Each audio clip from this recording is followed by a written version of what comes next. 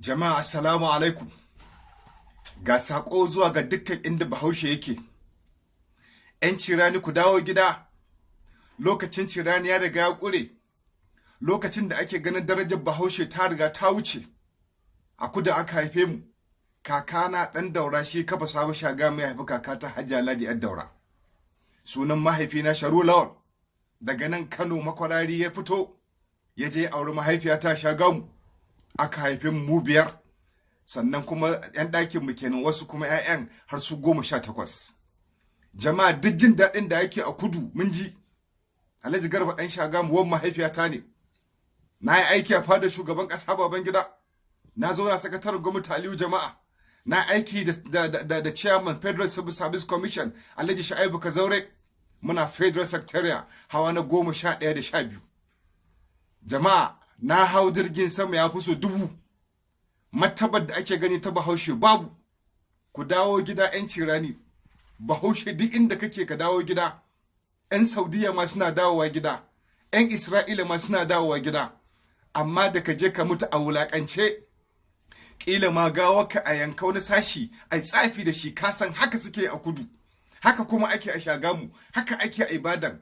Duk gawakin da ake kashewa na Hausawa, tsafi za a yi da su ƙarshe. Dan Muhammadu Rasulullahi Muhammadu ku dawo gida. Ka zo ka mutu a gida, a ci abinci, a yi ma saraka, a yi maka sutura, a dinga murna da mutuwarka da gawarka. Ya fi maka amfani da ka mutu a wulakance ba wanda ya san ma ka mutu. A jefa ka a kwata, kare ya ci, dabba ta ci, a haka baka da daraja. Nan kuma 'yan uwanka ba san halin ke ciki ba. Ba wani abu da zaka samu yanzu a kudu, ya ƙare. Barawo da in ana fashi. Lokacin da nake aiki a Freedom Radio, ni ne wakilin Freedom Radio bangaren marketing a Lagos. Ina Anifoshe Estate, number 10 Onyedola Street, Anifoshe Estate. Na dawo OPC ne suke gadin wurin. Na bude kofa na kwankwasa su bude mun, suka ce ba za su bude ba, na wuce lokaci. 12 ake kullewa, karfe 1 dare dawo. Na dura ashar, na zage su. Suka ce sorry na mala. Aka bude mun kofa, aka raka ni har gidana, na hau gidan sama da kwanta, na musu alheri. Yanzu ba za a ma ba. Martabar Bahaushe ana ganin Bahaushe da saboda kana'a da tsoron Allah da ibada da bin iyaye. Yanda ka san Iblis haka ake ganin ka, wani dai shedani wanda ba zai tabuwa ba. Da ruhi za ka yi magana, barawo ko amuroba wanda yake kabila ne ya san Bahaushe ne kai firgita. Yanzu babu. Kada kuma ta shekarar 50 da ta wuce, an taɓa yin faɗa tsakanin Hausawa irin wannan sunansa gambar mabo.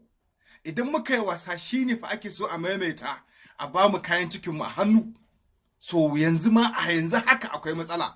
Idan kuka tashi dawowa, in ba rakiya aka yi musu da escort ba, a wurin dawowan za a dinga bin Hausawa a daji, ana rabkewa, ana bugewa, ana kwashe musu kayayyaki.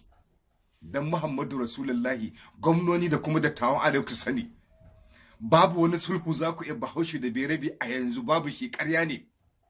Ba kotu da 'yan sanda ba ta maganin gaba ta zuciya. Mun san kudu, an haife mu a wurin, an haifi iyayenmu a wurin. Mun san yadda garin yake. Amma ɗan Kano ne, ina maɗatai cikin Makwarari, ka zo ka ganni kuma da aiki na da komai. Aikin jarida nake ko tallan gida ba na yi. Babu wani gwamna da ya sayi sulhu. Gaba suke da mu, sun ce a bar musu gari, Bahaushe tashi. Dan la ilaha illallah, ku dawo gida, ku zo ku yi amfani 'yan uwanku, ku zo ku yi noma, ku zo ku yi abubuwa, da abin da ka iya zaka yi a Arewa, zaka yi a Kano, zaka yi a Kaduna. In ba zaka yi aka koma Abuja ka zauna. Amma ko a yanzu dawowa ma masifa ne. Allah ka iya mana da iyawarka, Allah kare jininmu da mutuncinmu.